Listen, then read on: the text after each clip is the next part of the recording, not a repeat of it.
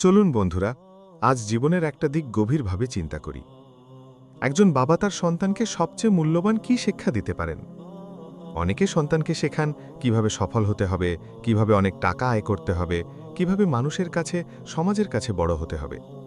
কিন্তু কুরআন আমাদের সামনে এমন একজন বাবার কথা বলে, যিনি তার সন্তানকে শিখিয়েছিলেন কিভাবে একজন ভালো মানুষ হতে হয়। সূরা লুকমান তার সন্তানকে বলেছিলেন, হে আমার প্রিয় সন্তান। খেয়াল করুন, তিনি শুধু উপদেশ দেননি, ভালোবাসা দিয়ে কথা বলেছেন। প্রথমে শেখালেন আল্লাহর সঙ্গে কাউকে শরিক করো না। তারপর বললেন, সালাত প্রতিষ্ঠা করো, ভালো কাজে নির্দেশ দাও, খারাপ কাজ থেকে বিরত রাখো, আর বিপদে ধৈর্য ধরো।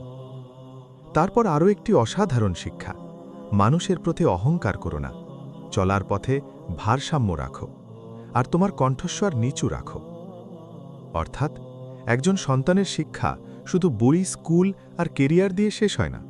তার চরিত্র, তার বিশ্বাস, তার ব্যবহার, তার অহংকার, তার ধৈর্য, সবও তাকে শেখাতে হয়। তাই সন্তানকে শুধু এই প্রশ্ন করবেন না, তুমি জীবনে কি হবে? তাকে জিজ্ঞেস করুন, তুমি কেমন মানুষ হতে চাও? কারণ সফল সন্তান হয়তো পরিবারকে গর্বিত করে, কিন্তু সৎ ও চরিত্রবান সন্তান একটি পরিবারকে বদলে দিতে পারে। চলুন আমরা ইতিবাচক মানুষ হওয়ার চেষ্টা করি। ভিডিওটি ভালো লাগলে বন্ধুদের সাথে শেয়ার করুন এবং নিজে সেভ করুন।